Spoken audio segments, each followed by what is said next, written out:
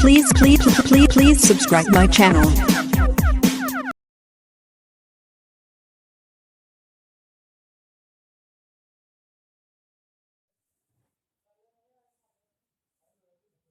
नमस्कार दोस्तों, आज हम प्रत्यावर्ती धारा जनित्र एसी धारा जनित्र के बारे में अध्ययन करेंगे। अध्ययन करने से पहले हमने वो विद्युत चुम्बकीय प्रेरण के बारे में पढ़ा था, क्योंकि जनरेटर है वो विद्युत चुम्बकीय प्रेरण से ही जुड़ा हुआ है और उसी के सिद्धांत पर कार्य करता है। तो आइए एक एक करके इसके विभिन्न अंगों के विभिन्न भागों के बारे में जानकर उनके कार्य को समझते हैं।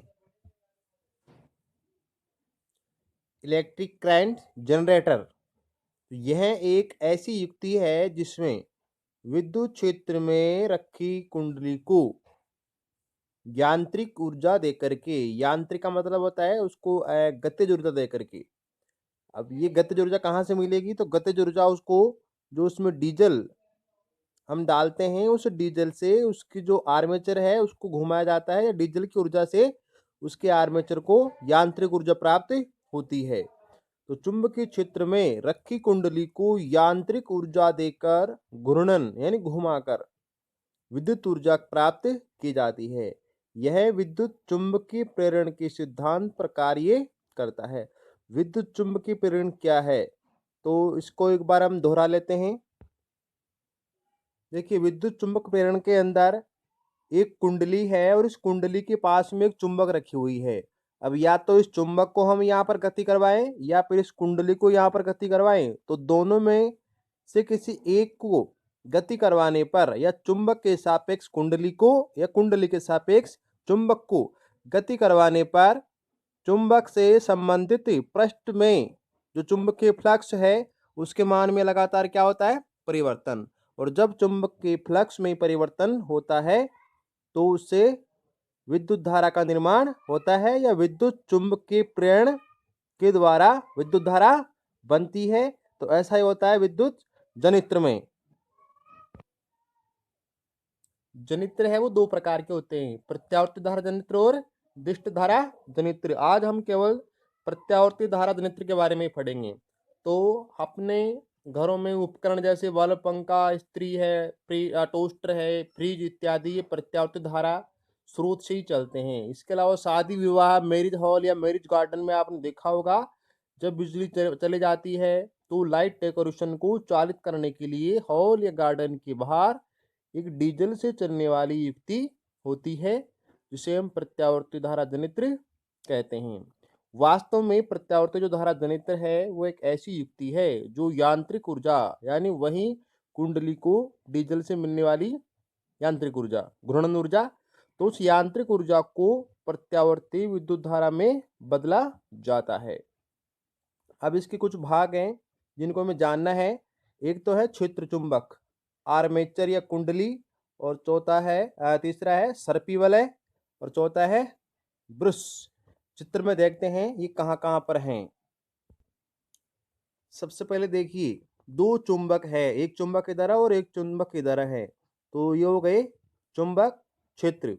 इसके बाद में आर्मेचर, ये जो आपको दिखाई दे रही है ए बी सी और डी, तो यह एक तांबे की प्लेट होती है जिसके ऊपर विद्युत रोधी तांबे के जो तार है वो लिपटे हुए रहते हैं कुंडली के रूप में। तीसरा जो भाग है वह है सर्पी वलय, एक तो यहाँ पर है और एक यहाँ पर है, दो सर्पी वलय है। चौथा जो पार्ट है वो दो ब्रुश है, एक तो ब्रुश बी और एक ब्रुश B1 और B2।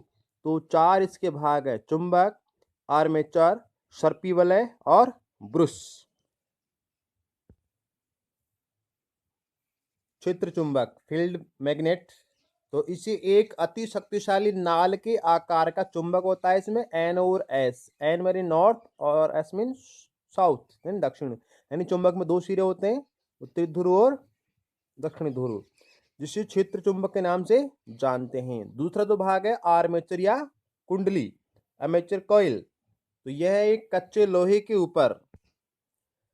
लोहे के ढांचे पर लिपटी हुई विद्युत रोधी तांबे की कुंडली PQRS, ये यहाँ पर एक तार की कुंडली रहती है, PQRS की तरफ से जुड़ी हुई रहती है, और इस कुंडली के जो दो सिरे हैं, सर्पी वलय की बात कर रहे हैं, स्लिप रिंग कितनी है?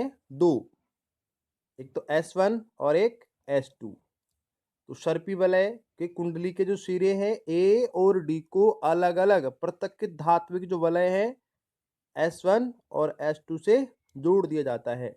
ये देखिए, A वाला जो सिरा है, ये वाला, ये जुड़ा हुआ है S1 से, और जो D वाला सिरा है वो जुड़ा हुआ है S2 से। तो इस प्रकार से दोनों अलग अलग वलयों से जुड़े हुए रहते हैं। ये वलय कुंडली के घूर्णन या घूमने से उनके साथ साथ घूमते हैं। इसके बाद में ब्रश, ये कार्बन या किसी धातु की पत्तियों से बने दो ब्रश होते हैं जिनका आकार एक सिरा तो वलय को स्पर्श करता है और शेष दूसरे सिरों को बाहरी परिपथ से जोड़ दिया जाता है। देखिए, एक सिरा तो यहाँ पर जुड़ रहा है सर्पी वलय से, ये इधर वाला, और दूसरा जो सिरा है वो बाहर यहाँ पर जो लोड जा रहा है सप्लाई के लिए, वहां से उसको जोड़ा गया है। इसके बाद देखिए, ये जो जनरेटर है, जनित्र है, वो काम कैसे करता है, वर्किंग क्या है इसकी कार्यविधि। तो जब आर्मेचर को यांत्रिक ऊर्जा दे करके, यानी डीजल से उसका जो यांत्रिक ऊर्जा मिलती है, ये जैसे हम उसको हाथ से घुमाते हैं तो हाथ से घुमाने पर उसमें ऊर्जा कौन सी होगी? यांत्रिक ऊर्जा। तो जब आर्मेचर को यांत्रिक ऊर्जा देकर घुमाया जाता है तो कुंडली ABCD से पारित चुंबकीय फ्लक्स में लगातार परिवर्तन होता है। चुंबकीय फ्लक्स क्या है? तो आज और कल हमने पढ़ा था कि जब कुंडली से या चुंबक से संबंधित किसी पृष्ठ में से गुजरने वाली चुंबकीय रेखाओं की संख्या को क्या कहते हैं? चुंबकीय फ्लक्स। अब यहाँ पर कैसे बदलाव होगा? तो इन दोनों चुंबकों के बीच में क्या होता है? चुंबकीय फ्लक्स होता है। और ये आर्मेचर जब इसके बीच में रोटेट करता है, घूर्णन करता है, तो इस कुंडली के द्वारा, इस आर्मेचर के द्वारा इन दोनों चुंबकों के चुंबकीय फ्लक्स में लगातार क्या किया जाता है?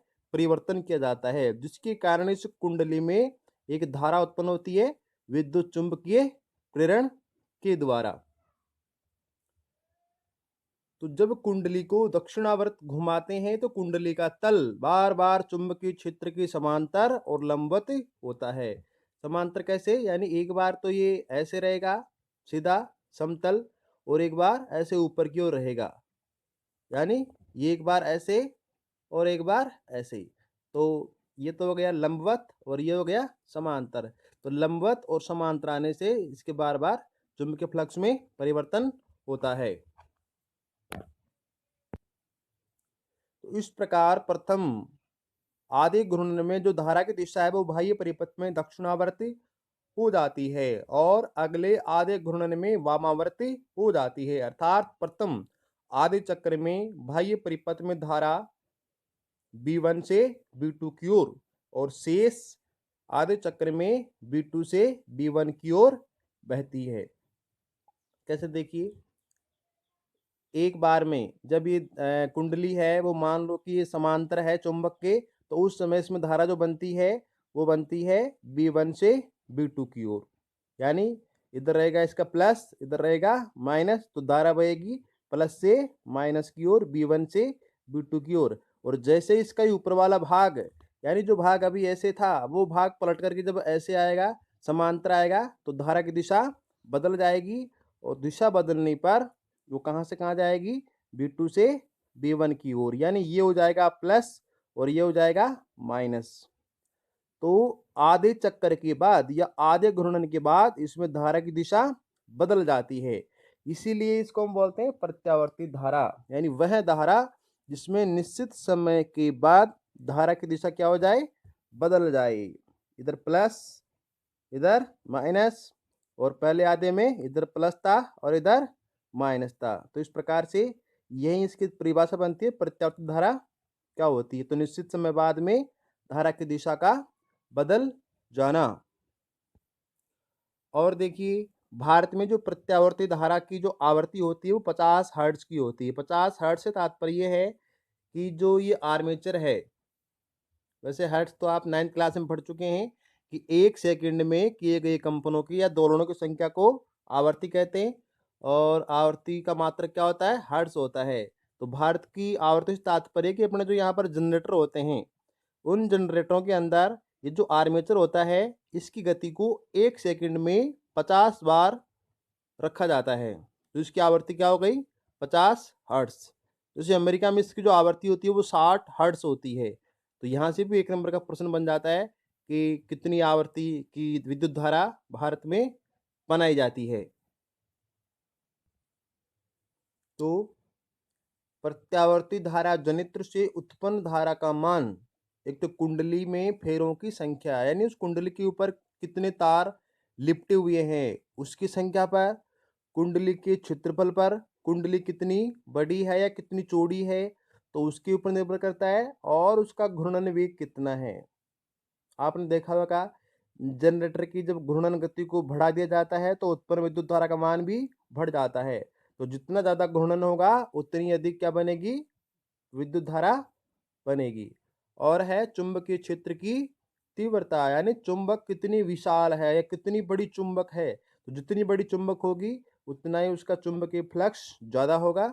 इस प्रकार से पैरों की संख्या, कुंडली का क्षेत्रफल, घूर्णन का वेग और चुंबक की जो तीव्रता है, उन सभी के ऊपर ये प्रत्यावर्ती धारा निर्भर करती है। तो ये हमारा आज का था एसी जनरेटर। कल हम इसके नेक्स्ट जो भाग है दूसरा दिष्ट धारा डायरेक्ट करंट जनरेटर के बारे में पढ़ेंगे। आशा करता हूँ ये आपको समझ में आया होगा, और इसको बार बार समझने के लिए, देखने के लिए वीडियो को बार बार देखें, लाइक करें, शेयर करें। धन्यवाद।